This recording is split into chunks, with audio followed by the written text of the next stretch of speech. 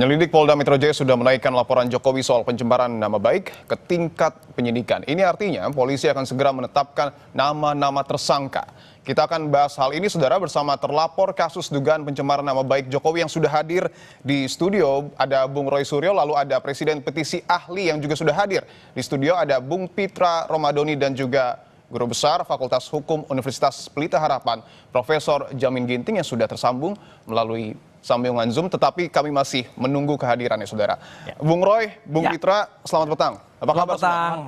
Petang juga pemirsa Kompas TV. Saya ingin langsung tanyakan ke Bung Roy Suryo. Ya. Bung Roy, setelah Polda Metro Jaya menetapkan pelaporan Pak Jokowi ke tingkat penyidikan, apakah hal ini membuat Anda gentar? Karena tidak main-main, Anda berpotensi menjadi tersangka. Enggak apa-apa, enggak, lihat saja kalau gentar kan sudah bisa kelihatan. Alhamdulillah Dr. Resmond, saya, Dr. Tifa, dan semua itu kita tetap setia mengedepankan kejujuran dan fakta. Perkara nanti apakah Polda Metro akan meneruskan dan penyidik, ya itu tugas mereka.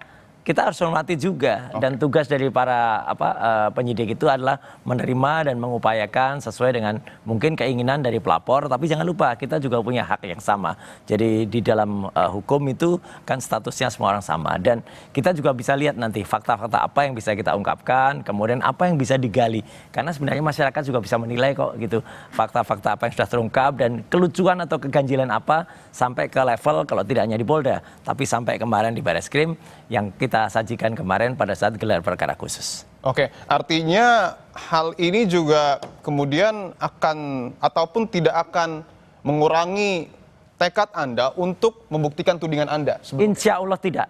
Kita tidak akan takut ya, karena ini andai pun misalnya kami dilakukan, ya apakah itu namanya perkayasaan atau apa sesama umat manusia, ini hanya hubungan manusia saja, hablum minanas. Ya, kita yang lebih penting itu kejujurannya, hablum minallah.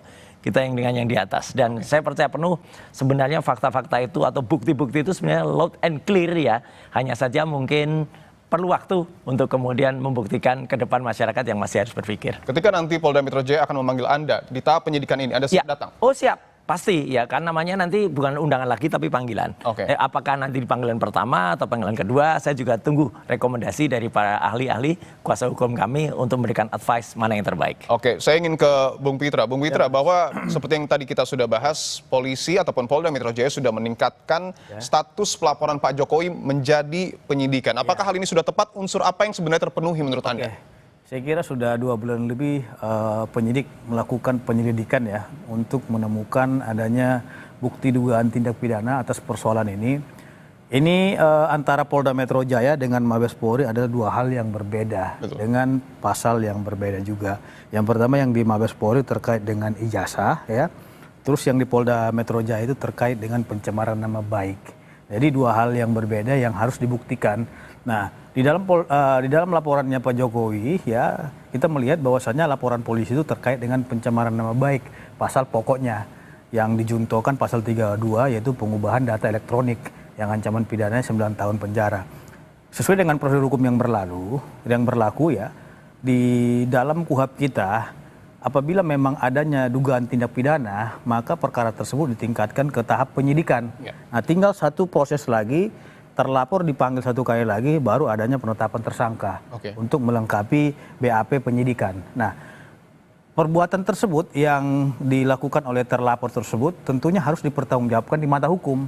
Karena apa? Karena kita melihat bahwasannya para terlapor ini telah menuduh secara langsung, tidak ada katanya dugaan, asas praduga tidak bersalah, presumption of innocence. Sehingga apabila memang kita sudah menuduh, berarti kan kita sudah menghakimi seseorang. Sehingga apa yang kita tuduh tersebut harus dipertanggungjawabkan secara hukum. Nah, persoalannya adalah kita menuduh ijazah ini palsu, padahal fisiknya saja kita belum lihat. Nah, berdasarkan gelar perkara khusus yang kemarin, bahwasannya Mas Roy Suryo, Pak Resmond dan lain, mereka lebih mengedepankan, saya lihat data itu data ELA katanya, error level analysis.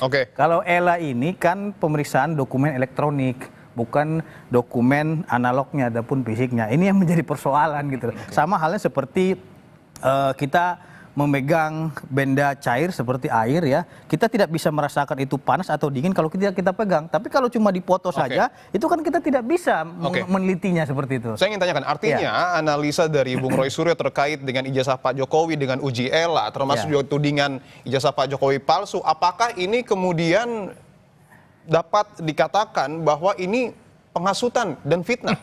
Oke, berbicara konteks penghasutan tentu harus kita lihat dulu unsur delik daripada perbuatan tindak pidana penghasutan tersebut. Yang pertama apa yang dihasut dan siapa yang terhasut kan gitu. Nah kalau memang tuduhannya itu, menurut Anda apa yang dihasut? Atau apa yang mungkin yang difitnah? Kalau muatan daripada penghasutan ini yang pertama adanya provokasi.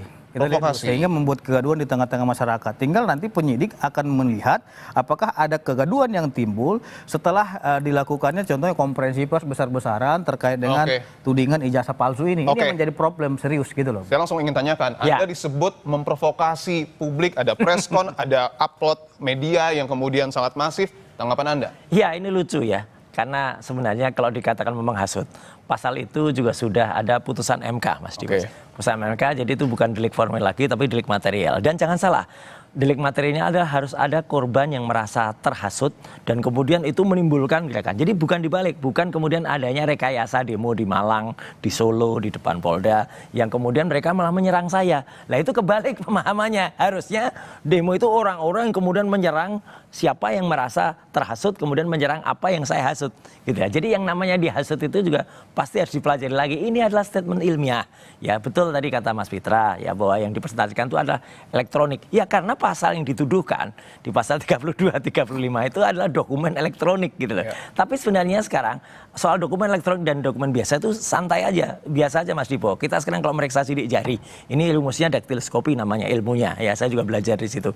Kan nggak mungkin lagi sekarang meriksanya pakai cara-cara kuno manual, ditempel dulu kemudian dilihat pelan-pelan. Sekarang udah masukkan aja ke komputer, itu analisa elektronik dan kemudian clear. Jadi sekarang adalah ini kemajuan zaman. Jadi artinya Puslap 4 pun juga pasti harus menggunakan analisa-analisa yang berbasis elektronik untuk juga meyakinkan meskipun dokumen itu yang katanya analog. Lucunya lagi, ketika gelar perkara khusus kemarin, jangankan mereka akan nyebut analog, jangankan yang analog, yang elektroniknya aja nggak dimunculkan, apalagi yang analognya. Artinya Anda membantah bahwa analisa Anda ini tidak berdasar karena yang harusnya dilakukan secara analog Anda lakukan secara digital. Nggak apa-apa, itu juga semua juga sekarang melakukan juga secara digital. Sekarang kalau orang mau men-tracing sesuatu juga perlakuannya digital. Ijazah itu pun harusnya di-scan dengan resolusi tinggi, kemudian diteliti. Kalau tadi dikatakan harus dirasakan, dengan foto pun kita juga bisa kok. Ada foto yang kemudian itu bisa menimbulkan misalnya thermalnya kayak apa, ya suhunya kayak apa. Ini zaman sudah abad ke-21, jadi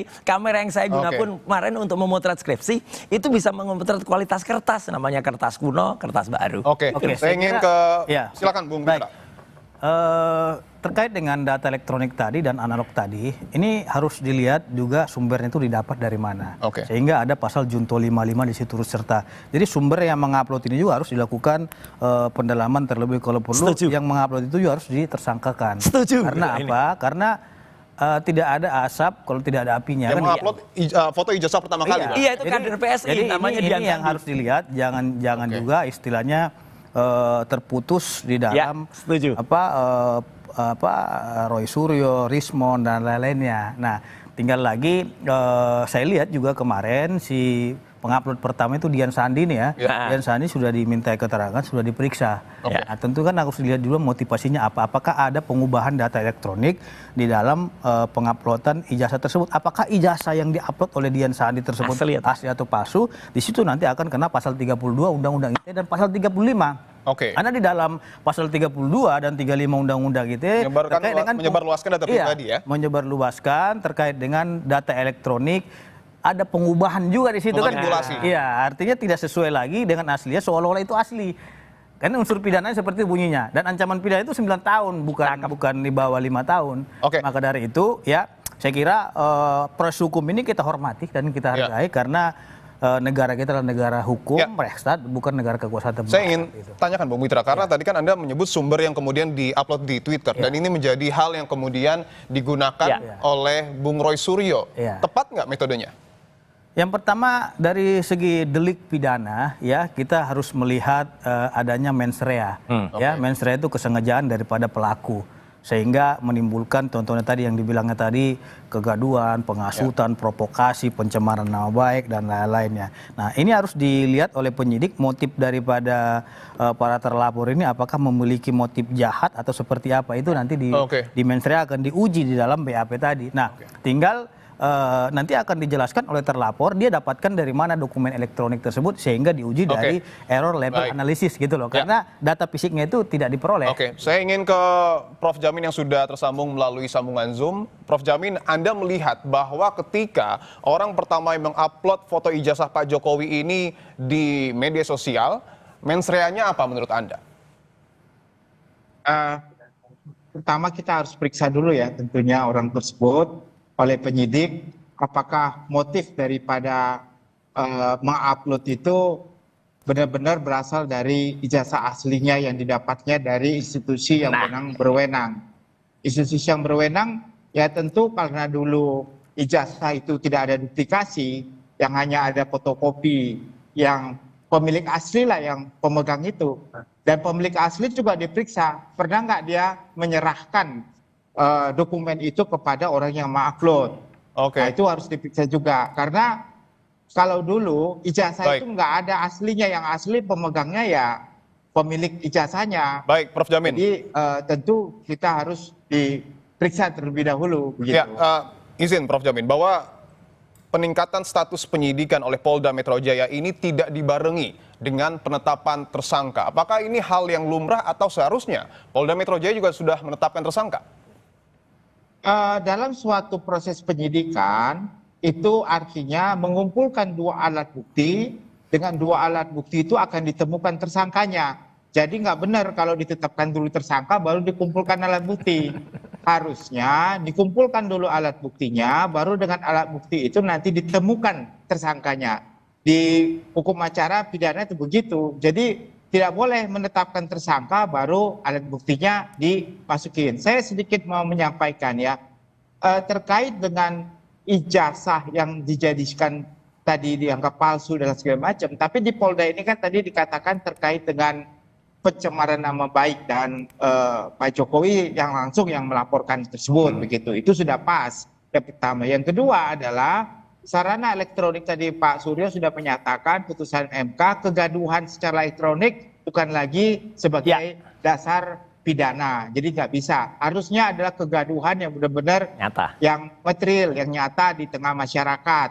Itu pun harus ada sebab akibat ya, di mana kegaduhan itu apakah benar terjadi karena hasutan di media sosial, tapi bukan kegaduhan di media sosial. Yang ketiga, peningkatan penyidikan ini berarti pertama Polda menyatakan ada peristiwa pidananya yang pasti. Nah, dari peristiwa pidana itulah maka akan ditemukan minimum 2 alat bukti. Apakah 2 alat bukti itu cukup atau tidak? Nanti kalau sudah ada penetapan tersangka baru bisa diuji di pra-peradilan.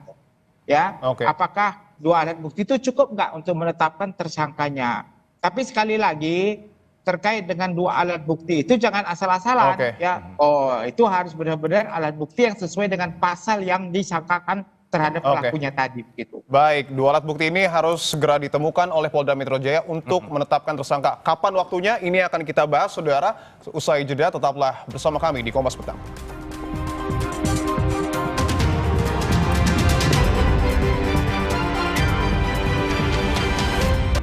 Anda kembali menyaksikan Kompas Petang, saudara. Saya ingin ke Bung Pitra. Bung Pitra, apakah kemudian keputusan dari Polda Metro Jaya untuk meningkatkan status pelaporan Pak Jokowi ini ke penyidikan sudah tepat? Dan kalau memang sudah tepat, penetapan tersangkanya paling lama kapan? Saya kira keputusan yang dilakukan oleh Polda Metro Jaya itu sudah tepat apabila sudah ditemukan 2 alat bukti permulaan yang cukup.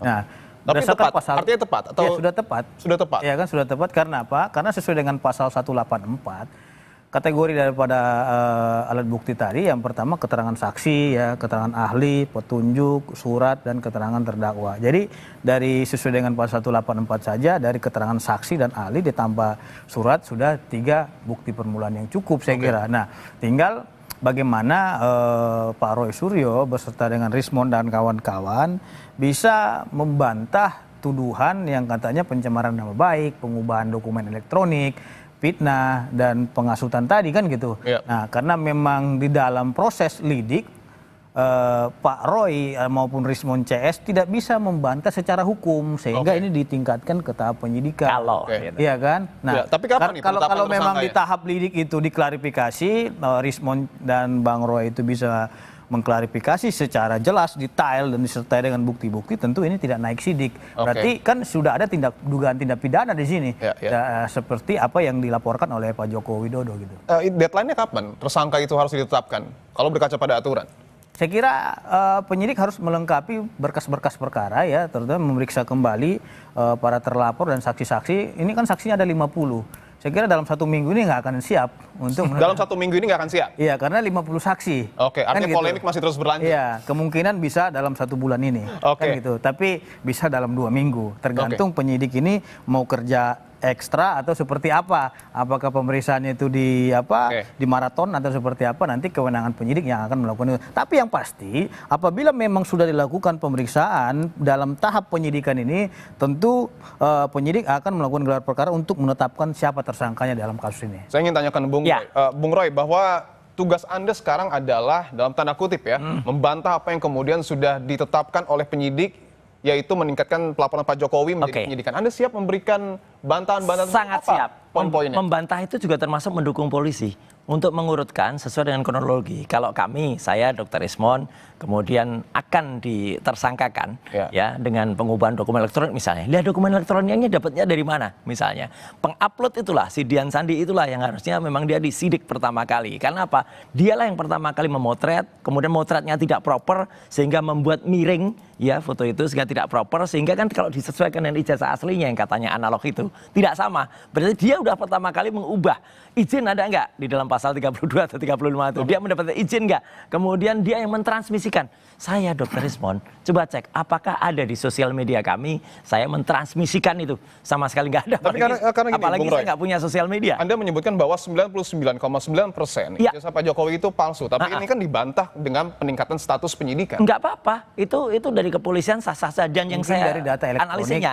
nah, Data elektronik gitu. yang saya Karena, pastikan 99,9% itu kan ijazahnya, barangnya. Ya kan gitu. Jadi barangnya itulah yang kemudian saya kritisi. Saya kira itu adalah begini, di dalam pasal 32, Bang, ini jelaskan isi bunyinya, mengatur tentang perbuatan yang dilarang terkait dengan informasi, dokumen elektronik, khususnya yang berkaitan dengan tindakan mengubah, menambah, mengurangi, merusak, menghilangkan, memindahkan, atau menyembunyikan informasi elektronik dan atau gitu. dokumen elektronik milik orang lain atau milik publik, baik secara sengaja tanpa hak maupun melawan hukum. Nah, ini mungkin yang dikatakan oleh Pak Roy Suryo itu adalah uploadan daripada Dian Sandi ini, dia meneliti ada pengubahan dokumen elektronik di situ. Enggak ada. Itu lagi enggak kan? Sehingga fisiknya kan belum dilihat beliau. Betul. Nah, ini menjadi persoalan. Dalam salah satu pasal yang kemudian tertuang di dalam pelaporan Pak Jokowi itu pasal 311 KUHP tindak pidana fitnah. 310, 311 itu kan tipiring, tindak pidana ringan dia. Betul. Nah, ancamannya kan tidak di atas 5 tahun. Tapi yang 32, tapi artinya ada ancaman itu. Iya, 32, 35 ini yang itu serius. yang masalah. Karena di situ kan di atas 5 tahun. Iya, di situ 8 kan tahun dan 12 tahun, Mas. Ancaman pidana ada 9 tahun, ada yang 12 tahun. Nah, tinggal nanti akan dibuktikan pas Mas Roy itu melakukan penelitian itu dari dokumen mana gitu. Karena saya lihat pemahaman daripada Bang Roy dan Rismon itu berdasarkan data ELA. Kalau level analisis berarti kan itu dokumen elektronik bukan dokumen asli. Nah, ini yang menjadi persoalan. Tapi kan gini, artinya kan ketika melakukan analisa Bung Roy, Anda kan mengambil dari media sosial Twitter, betul tadi sumbernya sudah disebutkan. Tapi bagaimana Anda mempertanggungjawabkan hal itu? Oke, ini adalah statement ilmiah bahwa itu namanya fake document atau fake diploma atau itu false all true pada foto. Itu adalah analisis ilmiah dan harusnya memang merupakan terbantah secara ilmiah. Dan sekali lagi yang kita analisiskan adalah ijazahnya. Jadi benarnya kalau nanti ternyata orangnya kemudian pemilik ijazah itu yang keberatan, ya dia juga harus memastikan bahwa itu memang ijazah aslinya dia. Disitulah diuji lagi apakah ijazah aslinya dia itu ada atau enggak, dan itulah yang harus dihadirkan. Jangan sampai kemudian kasus Bambang Tri yang terjadi waktu itu di di Solo, ya kasus Gus Nur itu terjadi lagi. Ada orang Indonesia, rakyat yang dipidana gara-gara ijazah yang disebut palsu, tapi ijazahnya tidak pernah nampak. Saya kira di muka bumi. kalau pemahaman seperti itu adalah pemahaman yang sepotong-sepotong. Dalam pembuktian pidana itu kita nggak bisa lihat dari segi elektronik saja, akan tetapi penyidik harus melakukan baik pengujian mikroepiden maupun makroepiden. Bukan hanya dari ELA saja, tapi diperiksa saksi-saksi teman sekolahnya, dari UGM-nya, dari segi dalam makronya. KKN-nya juga nanti. Baik, kita kasih kesempatan ke Prof. Jamin. Prof. Jamin, bahwa tadi kan Bung Roy Suryo ini sudah menganalisa dokumen yang kemudian diambil di media sosial dan menyebutkan bahwa dokumen tersebut 99,9% palsu. Apakah hal ini sudah dapat dikatakan pencemaran nama baik bahkan fitnah? Ya, pertama tentu kalau kita mengacu kepada dokumen yang dianggap sebagai palsu, yang bukan berasal dari dokumen asli, tentu klasifikasi terkait dengan menyatakan palsu itu dari dokumen yang memang diupload oleh orang lain, bukan dari dokumen yang pernah disampaikan secara langsung oleh pemilik asli dokumen tersebut. Nah, kalau mengacu kepada itu, maka orang yang merasa keberatan dibilang palsu itu, sekali lagi saya katakan tadi, harusnya diperiksa yang pertama kali mengupload, dan orang yang mempunyai dokumen tersebut menyampaikan bahwasanya itu nggak benar, yang benar adalah dokumen aslinya ini. Itu juga harus diperiksa. Nah, setelah diperiksa, kalau nanti ternyata apa yang diupload itu memang benar-benar palsu, maka kasus ini close. Nggak ada lagi, karena memang benar-benar yang diupload itu adalah palsu. Nah, tinggal apakah berdampak nggak terkait dengan pernyataan Pak Suryo dan teman-teman ini kepada orang tersebut, ya, Pak Jokowi, dengan isu meresahkan masyarakat. Nah, kalau ada unsur meresahkan masyarakat, bisa dinyatakan sebagai pelaku pidana. Tapi Bung Jamin. kalau tidak Prof. ada Jamin. meresahkan masyarakat, tidak bisa begitu. Mungkin ini terakhir, Prof. Jamin, bahwa UGM juga sebelumnya sudah menyatakan bahwa ijazah ataupun Pak Jokowi ini adalah lulusan dari Universitas Gadjah Mada. Berseberangan dengan pernyataan Bung Roy Suryo. Pasal-pasal yang kemudian disampaikan oleh Pak Jokowi ini relevan tidak? Fitnah dan juga pencemaran nama baik tidak? Ya, tentu kalau terkait dengan pencemaran melalui media sosial, sama-sama kita ketahui itu nggak mungkin bisa masuk. Yang ada terkait dengan pencemaran nama baik itu 310, 311 mungkin bisa. Ya, 310, 311 bisa ya? Iya, tapi kalau pencemaran nama baik melalui media sosial, MK sudah menyatakan itu bukan suatu perbuatan pencemaran, karena nggak bisa dinilai secara material kegaduhan seperti apa di media sosial. Siap, terima kasih banyak Prof. Jamin atas jawabannya. Sebelumnya juga ada Bung Roy Suryo dan juga Bung Pitra. Kita berharap bahwa polemik ini segera berakhir ya. Karena tentu agar tidak gaduh di masyarakat. Terima kasih Bapak-bapak semuanya. Terima kasih, selamat sore.